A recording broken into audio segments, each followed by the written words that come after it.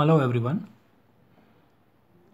Today we are going to discuss very basic topic in surgery, that is examination of swelling, ulcer and lymph nodes. Myself Dr. Shashank Mishra, Professor Surgery. You can see here this topic includes three major things: the swelling, the ulcer and the lymph nodes. It cannot be covered in few parts, so our aim should be to go through the concepts one by one, slowly. Our aim should not be just to cover it up, so we'll go slowly in subsequent part of this video.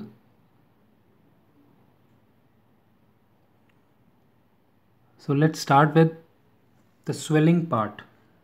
The first one is any patient who is presenting to our outpatient department or at your clinic,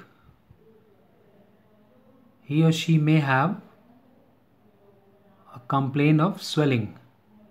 So as a medico, we should know what is the difference between a lump or a swelling or a tumor or a neoplasm. All these words we are frequently using in place of each other. So just to give a concept, a lump means any vague mass of body tissue, any human tissue. Vaguely we are going to use this word lump. No specific meaning. Any collection of body tissue is a lump. Let's come to the swelling. Very vague term, frequently used, but yes, it denotes any enlargement in human body due to any cause. Depending on the various causes, a swelling can be of any one type among all these, the five commonest group. You can see here the congenital one. The congenital swelling present since birth or present at birth or having roots in the genes in the parents and manifesting fully at some later age, the congenital swellings. At the time of birth, for example, congenital swelling, meningomyelocele. Then comes another group, that is traumatic group. Any swelling arising out of trauma.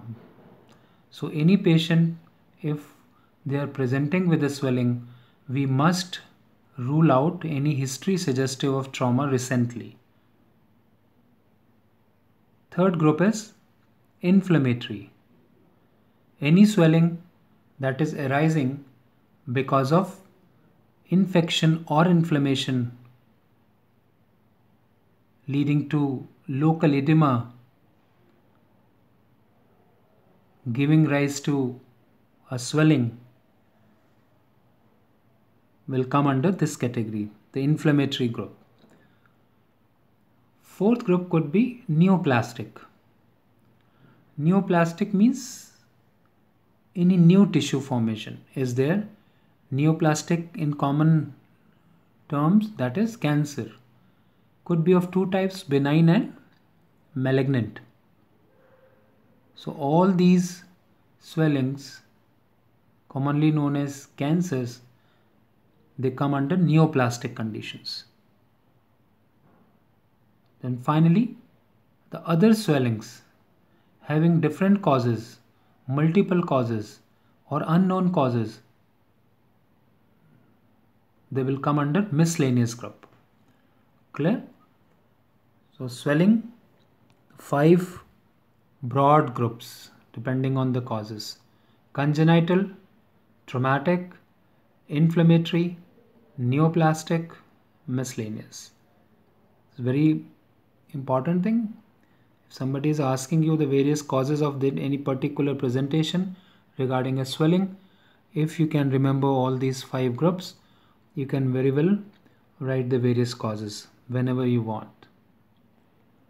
Now another term is tumor or neoplasm.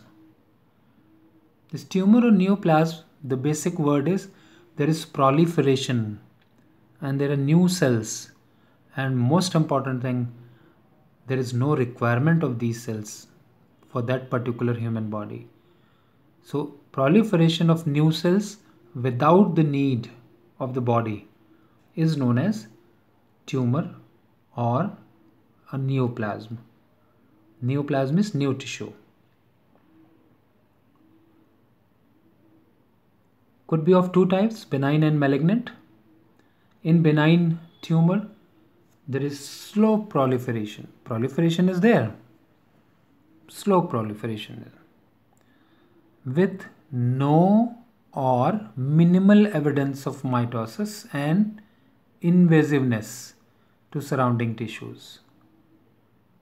So 3 words are important in tumor or neoplasm: proliferation, mitosis, invasiveness. So in benign tumor, there is slow proliferation, no mitosis usually or minimal evidence, and no or minimal evidence of invasiveness to surrounding structures or surrounding tissues.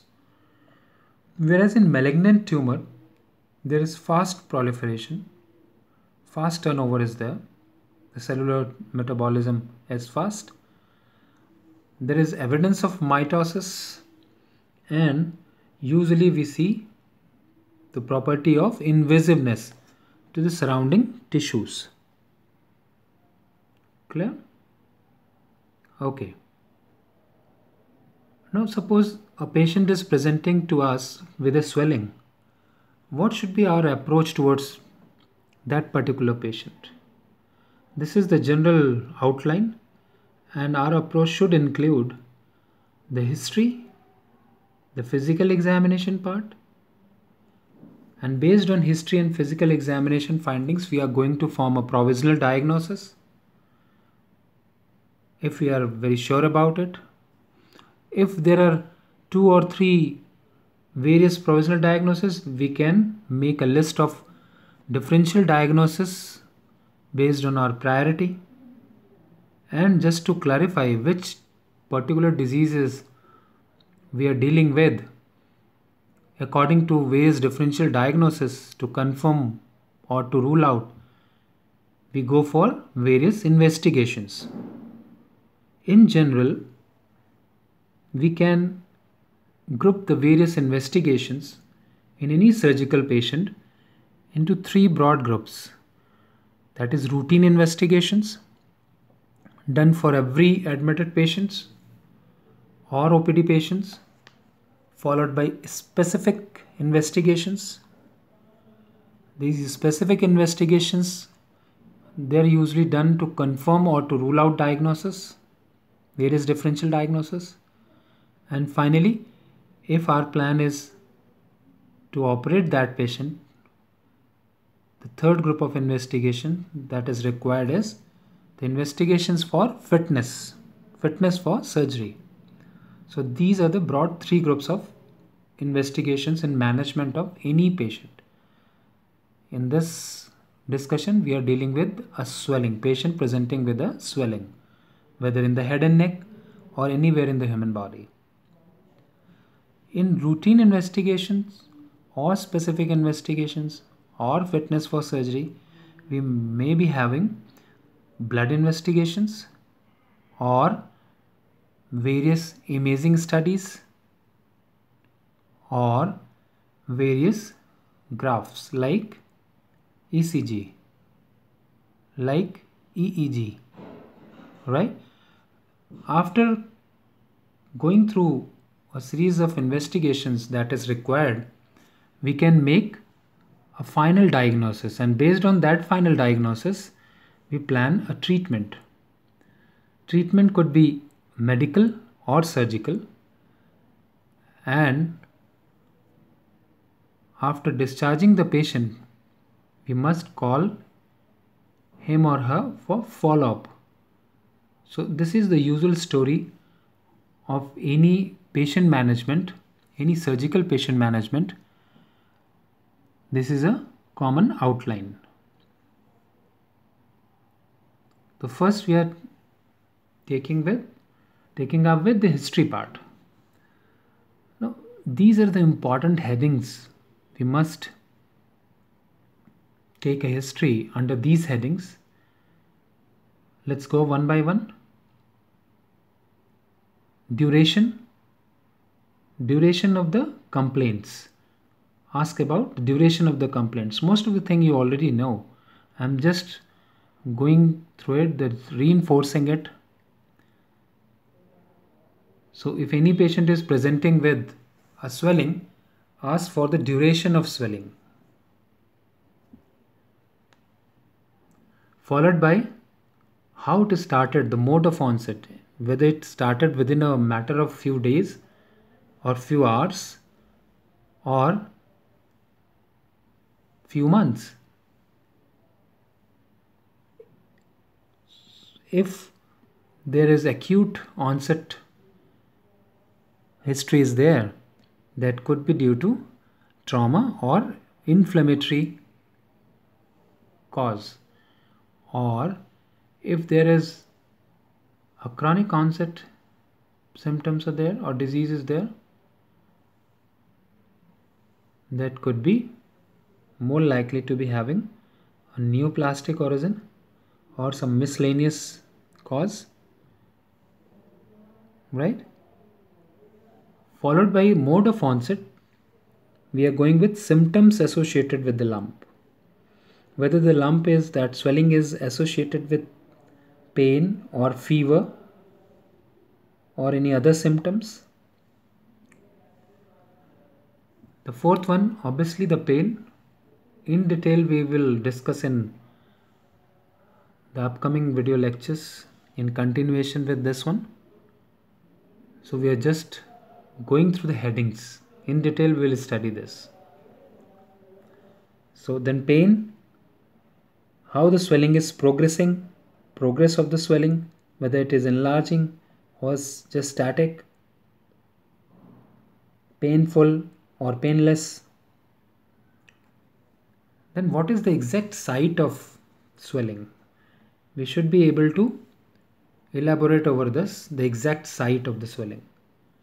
Presence of associated other lumps, whether the swelling is a single in number or there are multiple swellings associated with it. Presence of other lumps. As in the case of neurofibromatosis, usually there are multiple swellings. Whether this appearance of swelling is associated with fever or not. Any impairment of function is there due to presence of swelling. Suppose the swelling is arising somewhere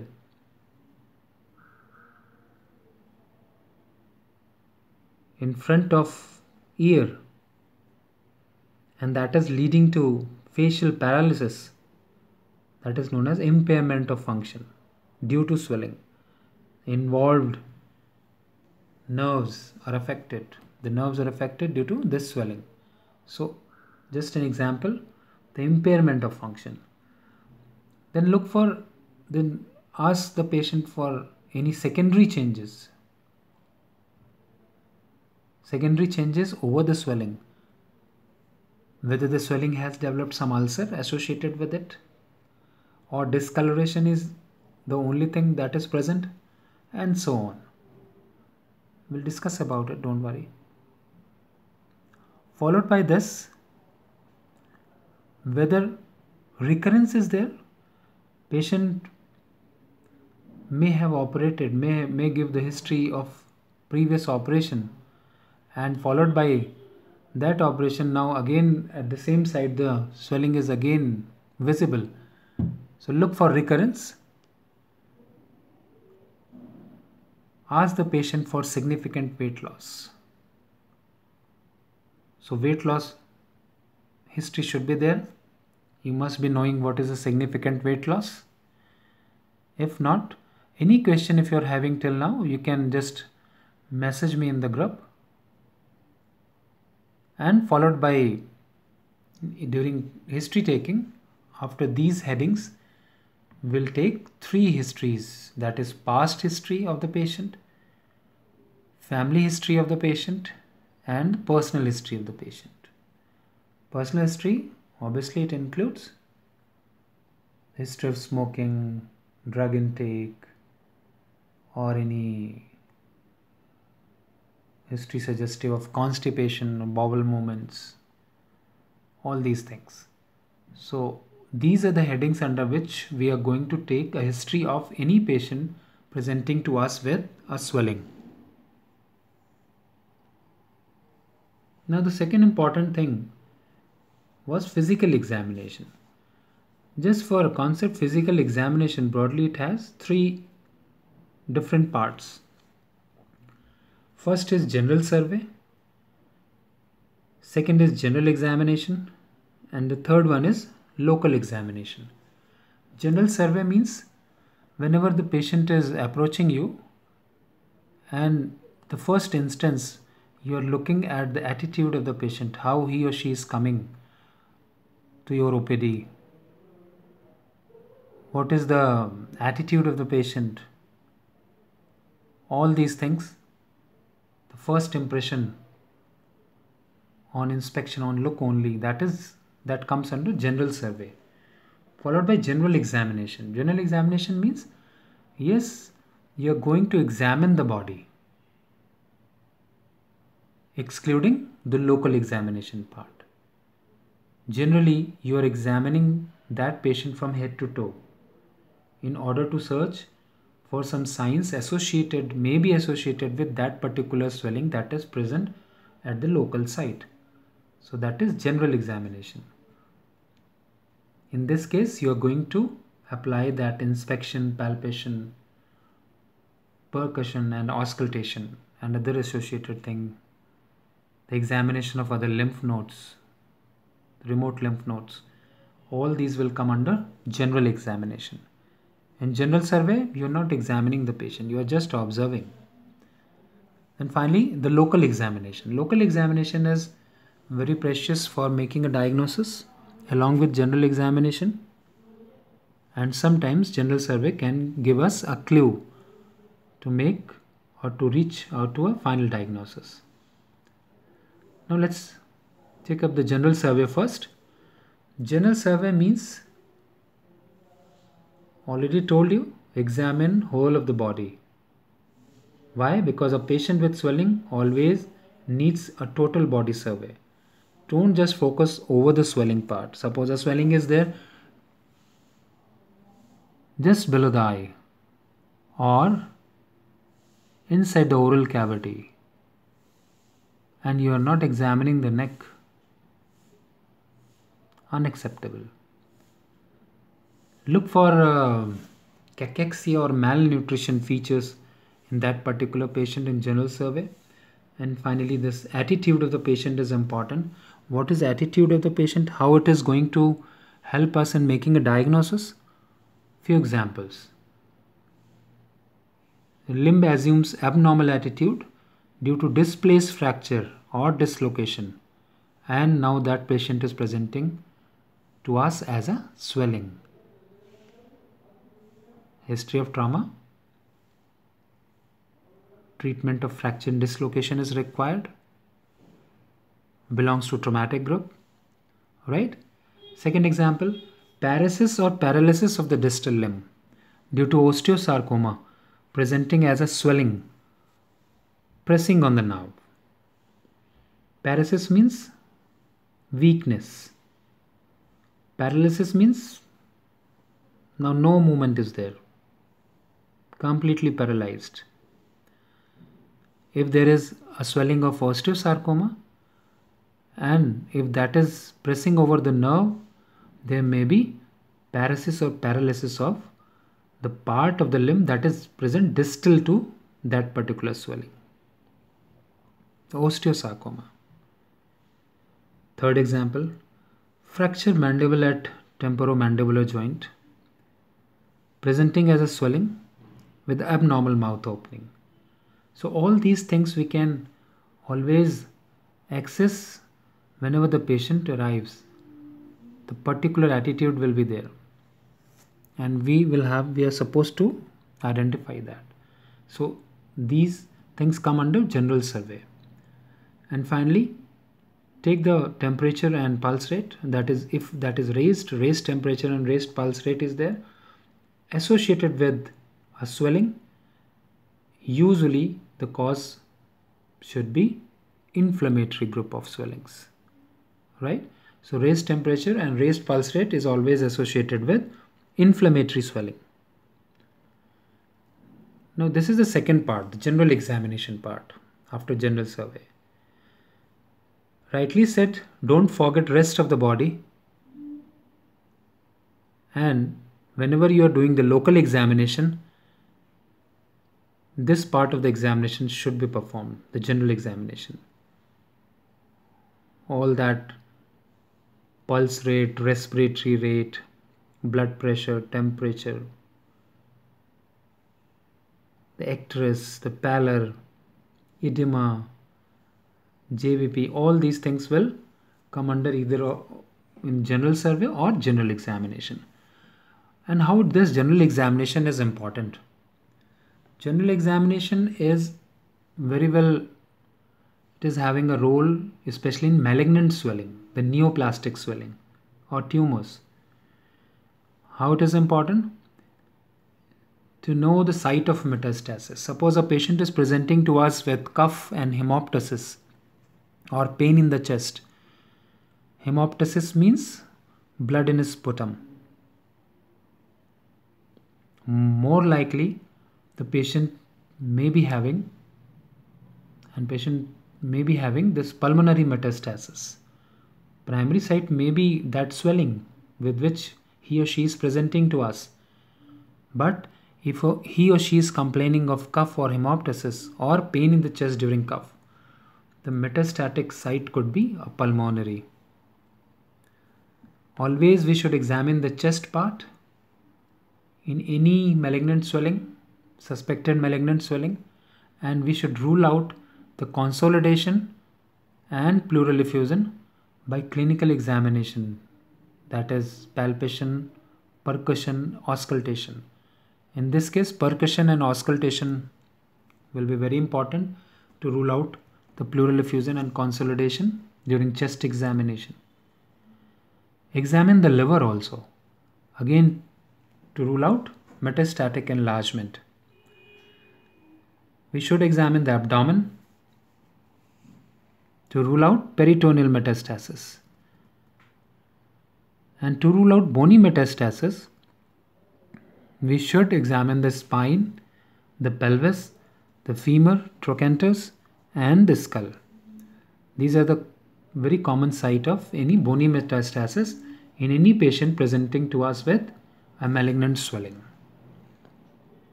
Usually the patient presents to us with associated pain at these areas if bony metastasis is there, or unexplained fractures. Now in general examination, if suspected ulcers are there or condyloma is there over the genitalia, other lesions are there, papules are there, we must rule out sexually transmitted diseases before planning for any surgical intervention in elective setting. If lymph nodes are enlarged in local examination, while doing local examination, if draining lymph nodes are enlarged, please examine other groups also to find out the cause. And please rule out generalized lymphadenopathy. By doing this, we can rule out various lymphomas that may involve multiple site of lymph nodes, not only the local lymph nodes or draining lymph nodes. So all the lymph node groups should be examined if patient is presenting to us with a swelling. This is a take-home message. And this is the last slide for today's interaction. That is local examination. Detail we will discuss in next video in the coming weeks. So local examination means the examination of the part that is containing the swelling, the site under consideration. Examination of that part is known as local examination. Now here you can see the broad headings. 8 broad headings are there. Out of 8, 5 are very important and rest of the 3 also important, but wherever applicable. But 5 of the things are usually applicable in general, and that is inspection, part of local examination, then palpation, percussion, auscultation, followed by regional lymph nodes examination, followed by measurements of various things, the swelling, whether that is increasing or not, or stable in size, followed by movements of the surrounding joints where the swelling is present, and then we should examine the patient for pressure effect of that swelling. Swelling may be compressing the nerve leading to paresis or paralysis, right? So in this inspection part, I think it is visible now. In inspection part, just remember these headings: the site of the swelling, color of the swelling, shape of the swelling, size of the swelling. The details will discuss with examples later on. We are just making the outline of any examination of patient who is presenting to us with a swelling. So we are going to look for site, shape, size and color. 3S and then color. Then just remember the number of the swelling, only whether single swelling is there or multiple swelling. Then remember the surface and edge of the swelling, followed by 2 P's, that is pulsation, whether the swelling is pulsatile or not. Then peristalsis movement is there or not in the swelling.